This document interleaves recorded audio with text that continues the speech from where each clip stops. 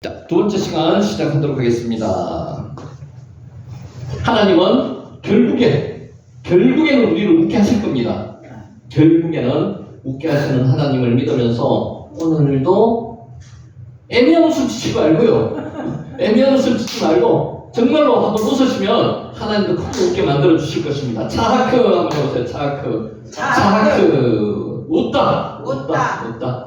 자, 하나님께서는 능치 못할 일이 없으십니다. 믿으시죠? 하나님께서는 능치 못할 일이 없으십니다. 창세기 18장 14절 말씀, 여호와께 능치 못할 일이 있겠느냐? 없습니다. 9절에서 14절을 보면 아브라함으로부터 극진한 대접을 받은 하나님께서는 아브라함에게 이전에 이미 주신 바 있는 후손에 대한 약속 다시 한번 환기시켜 주셨습니다.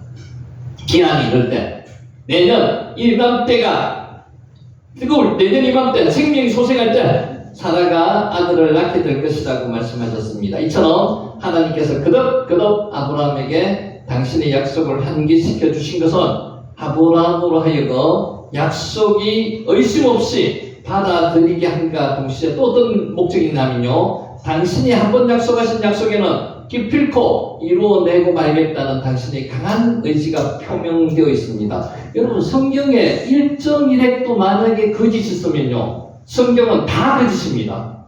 맞죠? 성경에 1.1핵도 거짓이 없습니다. 진리입니다. 그렇기 때문에 온 성경이 온전하게 되는 거죠. 그걸 믿고 우리가 기도하게 되는 거고요. 11절을 보면은 하나님의 말씀을 장막문에서 듣고 있던 사라는 속으로 웃었습니다. 내가 노쇠하였고 내 주인도 늙었으니 부정적인 생각하고 있는 거죠. 내게 어찌 낙이었으리요 하였습니다. 사라가 하나님의 약속을 믿지 못했음을 의미합니다. 이스라엘 민족이 왜 40년 동안 강야에서 그렇게 고생을 했습니까? 믿지 못해서 그렇습니다. 믿지 못해서. 사라가 이처럼 하나님의 약속을 믿지 못한 것은 아브라함이나 그녀 자신이 더 이상 자녀를 생산할 수 없는 나이에 이르렀기 때문에 89세, 99세에 이르렀기 때문에 생물학적으로는 자식을 낳을 수가 없습니다. 그러나 하나님은 능치 못하심이 없으신 분을 믿지 못했다는 거죠. 하이팔레 매 예후와 따바르가 말씀도 되고요, 사건도 됩니다. 여호와께서 능치 못하시니 있겠느냐? 없단 말입니다. 여호와께서 능치 못하심이 없다는 겁니다. 사실 인간적인 관점에서 보면 경수가 끊어지고요, 사라가 하나님의 약속을 믿지 못한 것은 너무나 당연한 일입니다. 여러분이 하나님께 불평하는 것은 너무나 당연한 일입니다. 그래요, 인간적으로 생각하면. 그런데 그게 인간적으로는 생각이란 말입니다. 하나님께서 능치 못한 일이 없기 때문에 여러분이 말씀하신 그대로 하나님이 그대로 해주신다는 말씀하셨잖아요. 말씀을 긍정적으로 하면 긍정적으로 하는 거예요. 긍정적으로 하나님께서 이끌어 주십니다. 그러나 여기서 우리가 주목할 것은 사라가 오직 인간의 이성적 판단으로 하나님의 약속을 바라봄으로써 전능하신 하나님의 능력을 간과하고 있다는 겁니다. 송집사님, 하나님은 능력이 무궁무진하십니다. 간과하지 마시기 바랍니다. 내 생각이 조금 악한 생각이 들어오더라도 그 악한 생각을 뿌리치고 말씀으로, 생각으로 강하게 긍정적으로 생각하세요. 그럼 하나님께서는 그 긍정적인 생각을 받아들이시고 그대로 해주십니다. 아멘.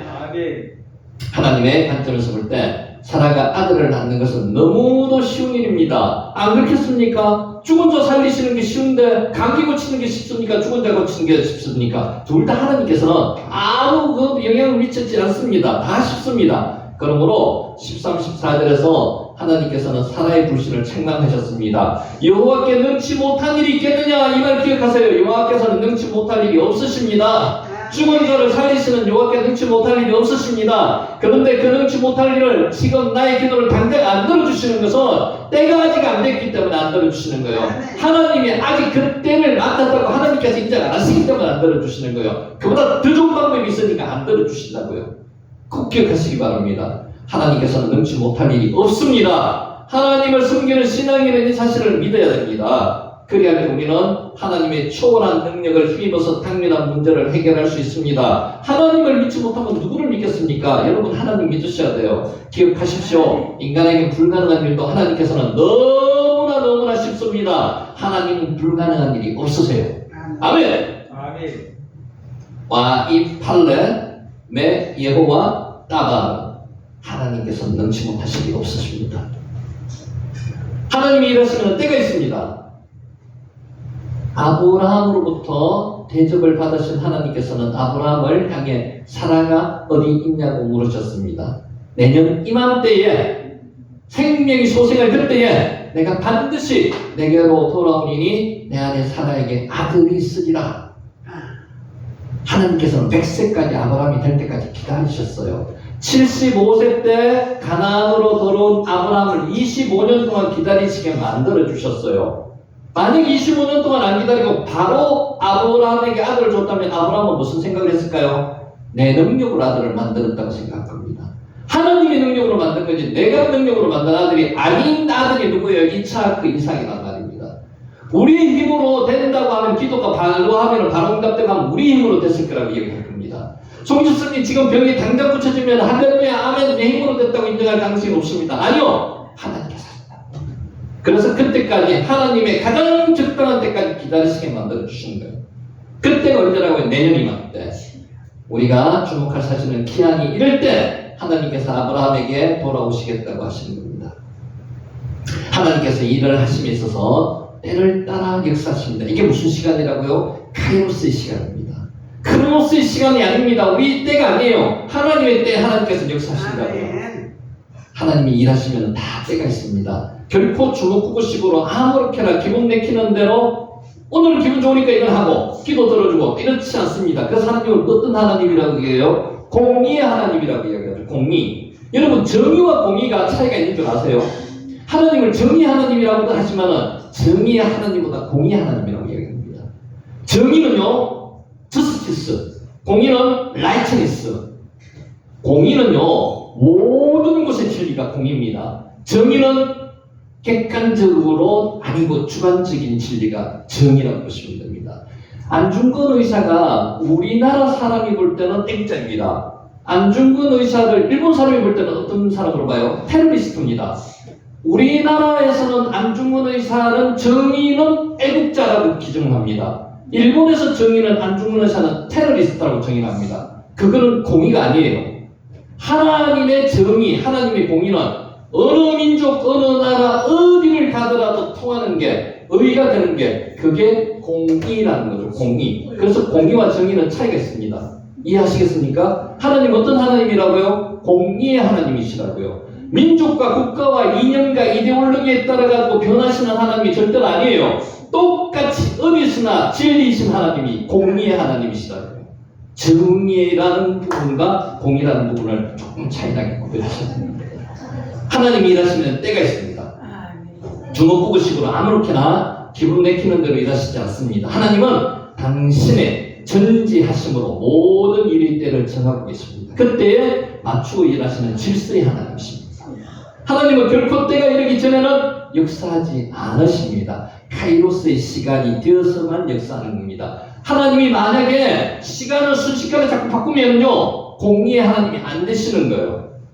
공의의 하나님이시기 때문에 우리가 하나님을 믿고 의지할 수 있다는 겁니다. 예수님의 일하심에도 확인할 수가 있습니다. 예수님께서는 당신의 때가 이르기까지 30년 동안 당신이 사역에 필요한 준비를 하시면서 묵묵히 참고 기다렸습니다. 이스라엘 민족은 40년 광야 생활이 필요했습니다. 그게 하나님의 때입니다. 모세가 40년 동안 광야 생활로서 그 때를 준비하게 만들어 주셨습니다. 우리도 마찬가지입니다. 지금 당장 답답하고 힘들고 응답 안 된다고 불평하지 마시기 바랍니다. 하나님의 때에 하나님께 웃게 만들어 주신다. 아멘. 카이트하야가 뭐라고요? 생명의 때. 이게 봄에 이런 뜻입니다. 봄에 생명의 때가. 하나님이 일하시면 때가 있습니다. 가나안 잔치에서 모친 마리아가 포도주가 떨어졌다고 알렸을 때 내 때가 아직 이르지 못했다고 하는 예수님께서 말씀하셨습니다. 거절하셨습니다. 물로 포도주를 그리고 나서 물로 포도주를 만드셨습니다. 그런가 하면 하는 예수님께서는 자신들을 멸할 때가 되지 않았다고 호소하는 군대 귀신을 멸하지 아니하시고 심판을 일시 유보하기도 하셨습니다. 예수님께서는 당신에게 십자가에 못 박혀 죽을 때와 관련해서도 줄곧 말씀하신 바가 있습니다. 하나님의 일하시면 때가 있다는 것을 성경 기자들의 한결같은 증언이기도 합니다. 이게 하나님의 때라는 거죠. 그냥 순식간에 얼떨결에 그냥 기분 나는 대로 말씀하시는 게 때 이르는 게 절대로 아니라는 겁니다. 천하 범사에 기한이 있습니다. 모든 목적이 이룰 때가 있습니다. 하나님이 모든 것을 지으시되 때를 따라 아름답게 하셨다고 전도서 3장 11절에 말씀하십니다. 사도 바울은 때가 참에 하나님이 그 아들을 보내사 여자에게서 나게 하시고 율법 아래 나게 하셨다고 하십니다. 하나님께서는 그 때를 계획하고 계셨고 섭리에 따라서 예수 그리스도를 보내셨는 거지 순간적으로 보내시는 게 절대로 아니라는 거죠. 그게 언제부터 준비하셨다고요? 창세기 3장 15절 원시복음부터 준비를 하셨다는 거죠. 진정 하나님께서는 때를 따라 일하시는 겁니다. 하나님의 때에 여러분이 맞추셔야 돼요. 여러분의 때에 하나님을 맞추시려고 그러시면 안 됩니다. 카에트 하야가 뭐라고요? 생명의 때에, 봄에 생명의 때에 하나님께서 다시 오시겠다는 말씀하십니다.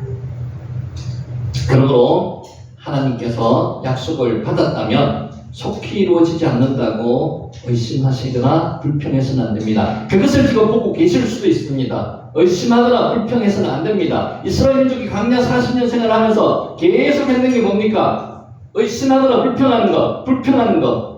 헬라어로 디아고니조라고 그럽니다. 불평하는 거. 그거 해서는 안 된다는 거죠. 우리 성도들이 가장 잘하는 것 중에서 그거예요. 해서는 안 되는데 디아고니조. 수건. 이거 해서는 안 된다는 거죠. 그거를 안 하기 위해서 여리고 성 무너뜨릴 때 어떻게 했습니까? 침묵하라고 말씀하셨잖아요. 침묵하셔야 됩니다. 하나님께서 당신의 약속을 이루지 않는 것을 하나님께서 신실하지 않기 때문이거나 이룰 만한 능력이 없어서 그러는 건 절대로 아닙니다. 오직 하나님의 때가 아직 이르지 아니한 까닭입니다. 카이로스의 시간이 아직 안 됐다는 거죠. 하나님께서는 아브라함에게 후사의 약속을 처음 주신 지 얼마 만에? 25년 만에 이루시게 하셨습니다. 하나님께서는 인간의 생각으로는 도저히 약속이 이루어질 수 없다고 생각되는 그 순간에 인간이 포기할 그 당시 그때에 하나님께서 역사하신다는 거죠. 당신의 때가 되면 약속을 이루어 주시는 겁니다.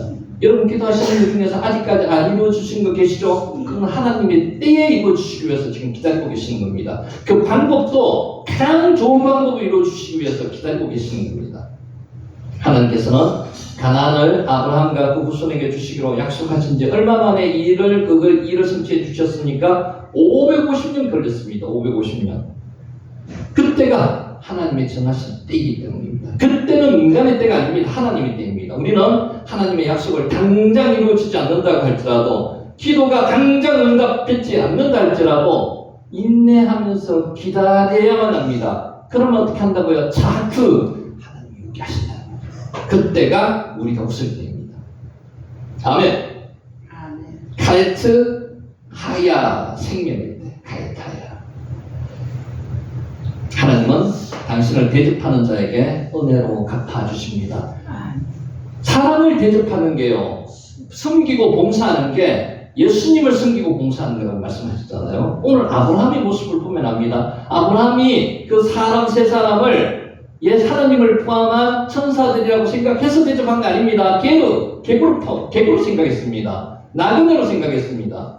하나님께서는 아브라함을 향해서 말씀하셨습니다. 내년 이맘때 내가 정녕 내게로 돌아오니 내 안에 사라에게 아들이 있으리라. 내년 이맘때가 카이타야를 그랬죠. 하나님께서 아브라함에게 언약의 구사에 대한 약속을 주셨습니다. 그런데 우리가 여기서 주목할 것은 하나님께서 아브라함에게 후사에 대한 약속을 하신 시점입니다. 하나님께서는 아브라함으로부터 대접을 받으신 직후에 아브라함에게 후사에 대한 약속을 주셨습니다. 하나님께서는 당신을 대접하는 자에게 은혜로 갚으신다는 것을 가르쳐줍니다. 물론 그렇지 않더라도 미리 약속을 하셨기 때문에 실천하셨을 겁니다만 대접을 받고 나서 흡족하고 기쁜 마음으로 하셨을 겁니다. 하나님께서는 자기 백성의 대접을 결코 간과하지 않으십니다. 섬기고 나누는 것을 하나님께서는 본인을 섬기고 나누는 거라고 생각하신다는 겁니다. 그 대가를 은혜로 주시는 겁니다. 하나님께서는 반드시 우리가 하나님을 대접해야만 우리에게 은혜를 베푸시는 그런 조건부적인 하나님은 아니십니다만 하나님은 우리의 행위에 관계없이 시시때때로 은혜를 베풀어 주시는 분입니다. 그러나 하나님께서는 특별히 당신을 대접하는 손길을 잊지 않으시는 거죠. 그래서 우리는 우리 손을 은혜롭게 풍성하게 대접하는 데 섬기는 데 사용해야 된다는 말입니다. 자녀들이 부모를 특별히 잘 섬기고 대접할 때 그들에게 특별한 보답을 주시는 것과 똑같습니다. 섬기는 여러분 되시기를 예수님 이름으로 축원합니다. 아멘. 와 야라치 이크라탐 달려나가서 영접했다. 이게 왜 적어놨는가 하면요, 아브라함은 모르는 사람을 보더라도 그냥 지나치지 않고요, 그냥 들어오라고 손짓하는 게 아니고요, 자기가 우리 말로 하면 버선발로 달려나가서 그분들을 영접해 왔다는 겁니다. 이것을 나그네를 대하는 아브라함의 진정성이라고 얘기할 수 있습니다. 우리는 하나님을 대접하기 힘써야 합니다. 객을 대접하는 것, 고아와 가부와 합의로 그럽니다.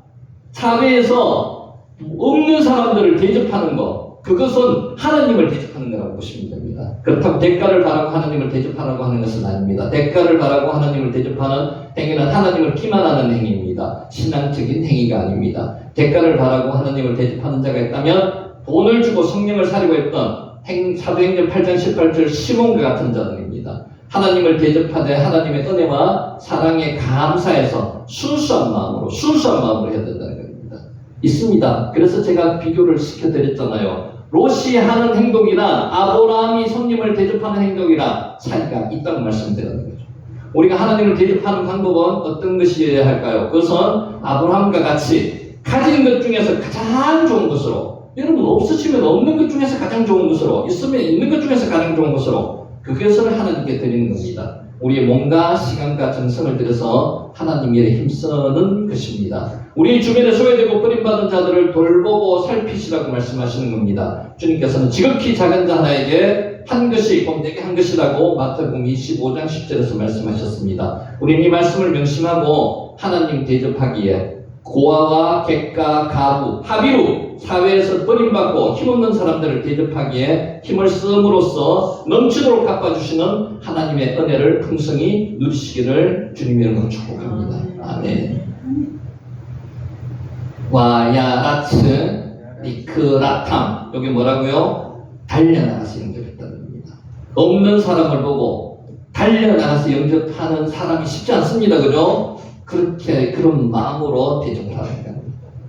인간을 볼 때는 소망이 없습니다. 여러분, 저와 여러분 볼 때 소망이 없습니다. 하늘을 봐야지 소망이 있습니다.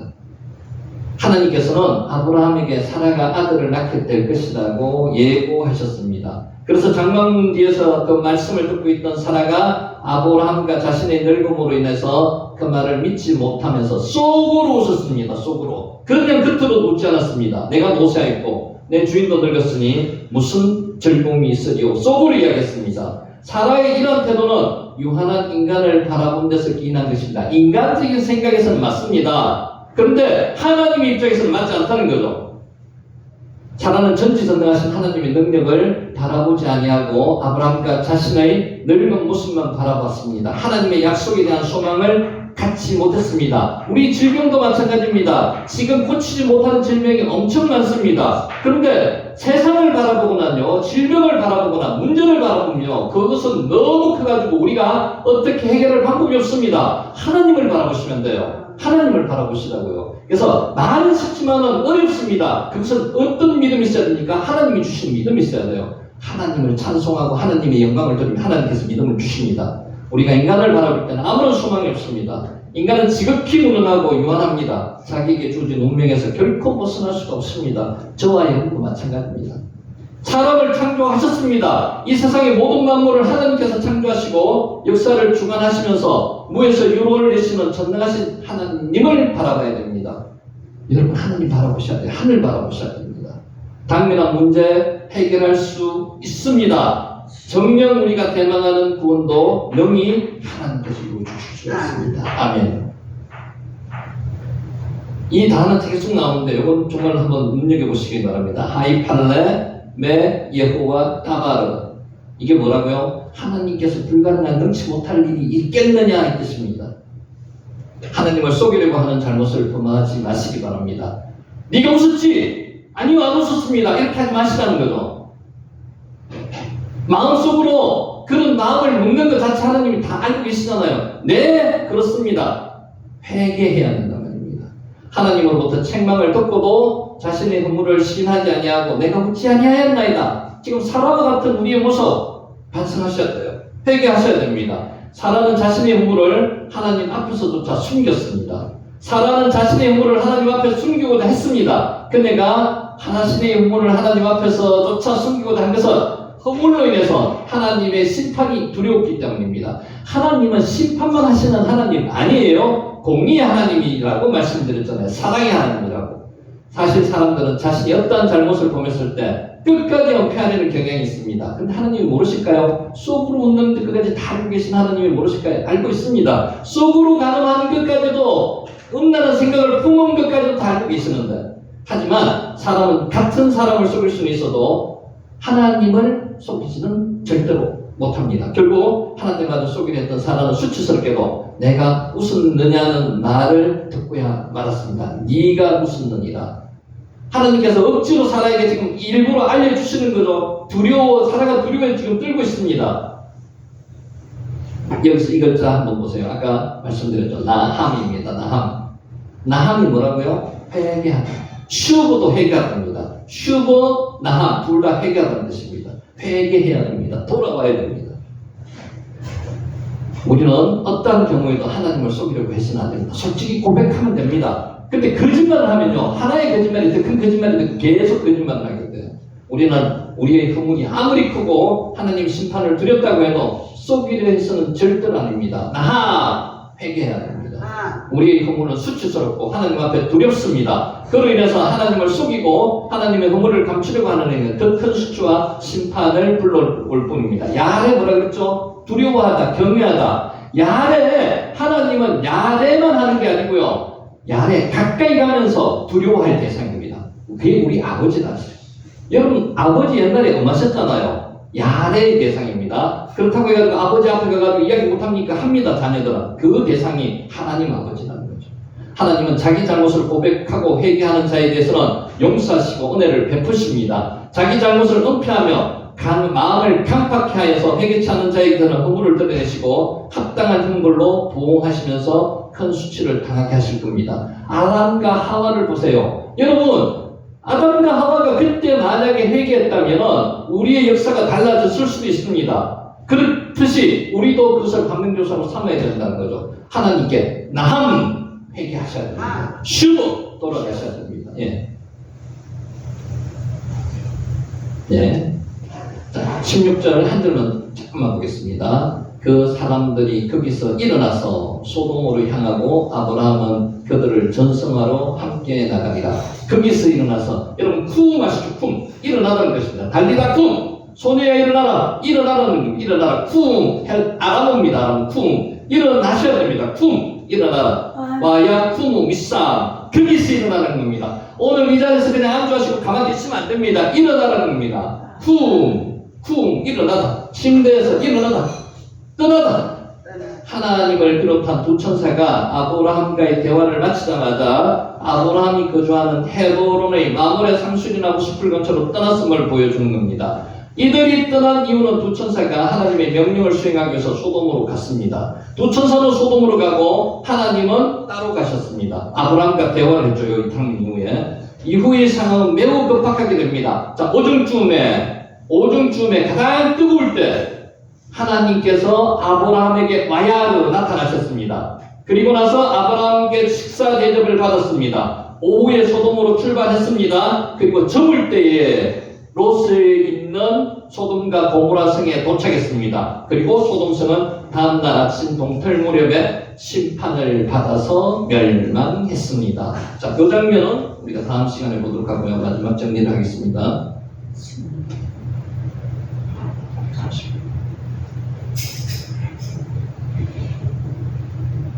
오늘 주안점을 두셔야 될 문구는 여호와는 능치 못할 일이 없으신다고 말씀하시는 문구. 창세기 28장 14절 말씀.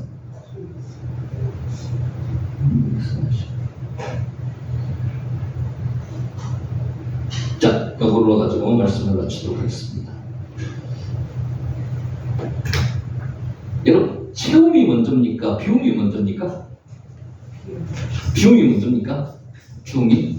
아니, 제가 물어보는 건 이제 그때 오늘 물어보시는 거죠. 정답을 말하고 정답이라고 생각하지 마시고, 세상에서는 비움이 먼저입니다. 육적으로는 비움이 먼저입니다. 비워져야지 채울 수 있죠. 영적으로는 체험이 먼저입니다. 성령이 임하셔야지 더러운 것들이 나갑니다. 체험이 먼저입니다. 빛이 임하면요 어둠이 물러납니다. 체험이 먼저입니다. 보시겠습니다. 이스라엘 자손들이 광야에 있을 때 매일 새벽마다 일용할 양식인 만나가 어디로부터 주어졌습니까? 하늘로부터 주어졌습니다. 몇 년 동안 주어졌습니까? 40년 동안 주어졌습니다. 한 번도 안 빠졌습니다. 여기 글자가 잘 안 보이죠? 여기 아람어인데 요게 멜라입니다. 멜라가 뭔가 채우다는 뜻이고요. 그것도 잘 안 보이네. 요게 뺄라크입니다. 뺄라크, 피우다는 뜻이고요. 마지막에 라바쉬, 채우다는 뜻입니다. 누리다는 뜻입니다. 그러니까 체험과 피움과 누림, 요 세 가지에 대해서 알아볼게요. 만나는 하루를 넘길 수가 없었습니다. 하루 넘기면 어떻게 돼요? 썩었습니다. 그래서 이스라엘 자손을 새벽마다 주어지는 만나를 기다렸습니다. 광야생활 40년 동안 만나의 공급이 끊어진 적이 없었습니다. 만나는 이스라엘 자손들로 하여금 하나님이 날마다 함께 하신다는 사실을 확신하도록 해주셨습니다. 만나를 보면요 하나님이 함께 하신다는 사실을 알 수 있죠. 임마누엘 하나님 알 수 있습니다. 우리는 뭘로 알 수 있습니까? 내한테 은혜가 임하면 하나님이 나와 함께 하시는 걸 알 수 있어요. 아멘. 오늘 우리에게도 만나와 같은 일용할 은혜가 필요합니다. 체험과 비움과 섬김. 하루를 시작하면서 감당해야 할 모든 인생의 짐은 하나님께 내려놓으시면 됩니다. 어렵습니까? 하나님께 내려놓으셔야 됩니다. 하나님은 날마다 우리와 함께 하시며 우리의 삶을 은혜로 인도해 주십니다.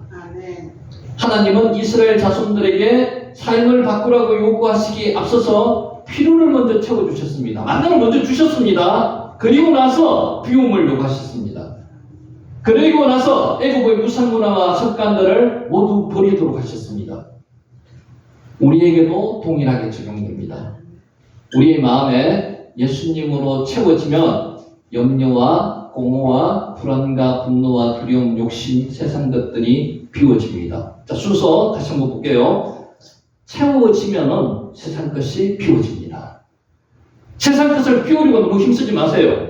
하나님이 함께 하시면 비워집니다. 아멘. 우리는 평강과 기쁨을 누리며 하나님의 나라를 경험하게 됩니다. 체험과 비움은 과정입니다. 제일 중요한 최종 목표가 뭐라고요? 온전한 신앙생활의 최종 목표는 누림입니다. 하나님의 나라를 누리는 게 신앙의 최종 목표입니다. 우리는 누림에 앞서서 체험과 비움을 먼저 경험해야 됩니다. 하나님의 임하시면 은혜가 임하시면 채워지고 비워지는 거예요.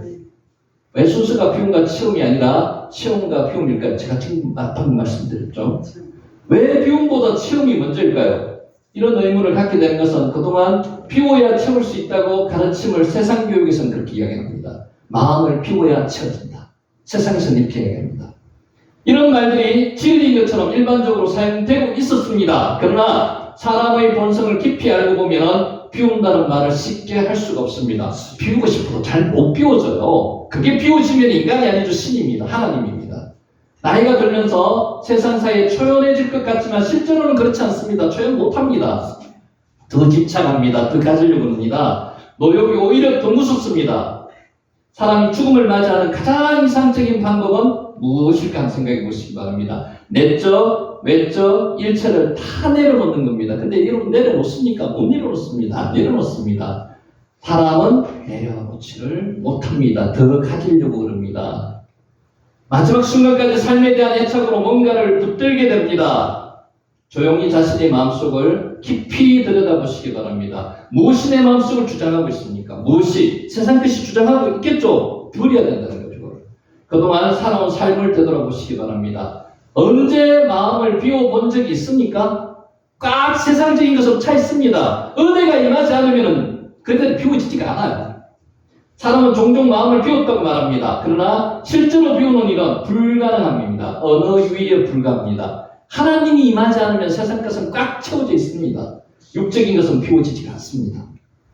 바울은 이처럼 단식했습니다. 오호라 나는 공간 사람이다. 나는 세상 것을 꽉 채워져가 버리지 못하는 공간 사람이다. 이 상황에 오면서 누가 나를 건드려? 하나님께서만 건져낼 수 있다는 겁니다. 로마서 7장 24절 바울이 왜 이런 탄식을 했는지 알려면 인간의 본성을 깊이 탐구해야만 합니다. 불가능한 비움을 위해서 헛수고하지 말고 체험의 은혜를 경험하시기 바랍니다. 오늘 말씀으로 채워주시면요, 세상 것이 물러갑니다. 비워집니다. 바울은 다메섹 도상에서 부활의 하나님을 만남으로 변화되었습니다.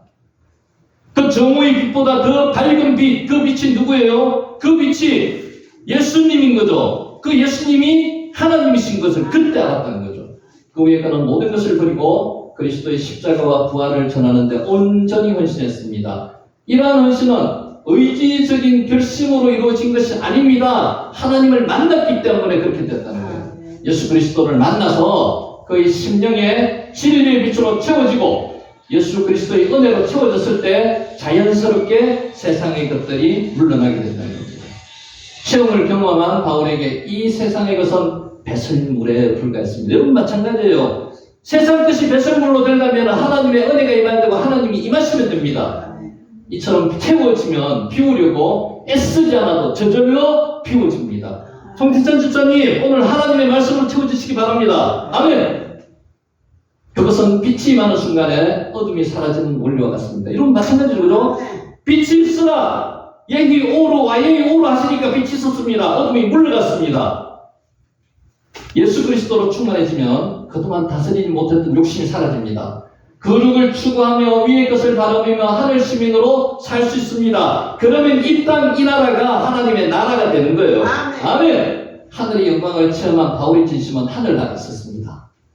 바울은 유대인이면서도 온갖 특권을 가진 로마 시민이었습니다. 하지만 바울은 자신이 로마 시민인 것보다 하늘나라 시민인 것을 더 자랑스러워했습니다. 우리는 뭘 자랑해야 돼요? 하늘나라 시민인 것을 더 자랑해야 돼요. 이 땅에 하나님의 나라 사는 것을 자랑해야 된다는 거죠. 우리 시민권은 하늘나라에 있느니라. 빌립보서 3장 20절. 바울은 이 세상에 살면서도 하늘의 기쁨과 평안과 영광을 누리며 하늘 시민으로 살았습니다. 저와 여러분도 그러시길 축원합니다. 신앙생활을 하면서 무엇을 누리고 계십니까? 여러분 누리고 계십니까? 이게 제일 중요하죠. 누리지 못하는 신앙생활은 안 됩니다. 의미가 없습니다. 이것은 노예생활입니다. 이런 찬송이 있습니다. 예수로 나의 구주 삼고 성령과 피로써 거듭나니 이 세상에서 내 영혼이 하늘의 영광 누리도다. 하늘의 영광 누리셔야 돼요. 그러려면 하나님으로 채워주셔야 된다는 거죠. 이것이 나의 간정이요, 이것이 나의 찬송일세. 나 사는 동안 끊임없이 구주를 찬송하리로다. 우리는 하늘의 영광을 누리면서 그것을 간증하고 찬송해야 됩니다. 여러분, 목사님들 설교하시는 거 한번 보신 적 있죠, 그죠? 하늘의 영광 누리면서 설교하시는 분이 있고요, 자기 개인의 이야기를 하시는 분이 있습니다. 구별하셔야 됩니다. 간증하시는 분도 그래요. 하나님으로 꽉 채워지신 분은요, 간증을 보면 알 수 있습니다. 들으면 알 수 있습니다. 여러분 삶을 보면 알 수 있어요, 그죠? 하나님으로 채워지신 삶은 하나님께서 여러분 삶을 주장해 주시는 거예요. 아멘. 성도들이 생각하는 누림은 아쉽게도 세속적인 개념의 누림입니다. 이래서는 안 된다는 거죠. 그래서 물질적으로 복을 받고 출세하고 성공한 것만 간증합니다. 하나님의 나라의 간증을 해야 된다. 그 누림을 간증해야 된다. 그렇지 않다는 겁니다. 정말 중요한 것은 영적 누림입니다. 좁은 길을 걸으면서도 주님으로 인하여 밤낮 기뻐하는 사람이 있습니다. 그게 여러분이 되셔야 되고 제가 되어야 된다는 거죠. 이런 사람이 참된 누림의 사람입니다. 이런 사람이 되시기를 예수님의 이름으로 축원하면서 오늘 강의를 마치도록 하겠습니다. 아멘. 기도드리겠습니다.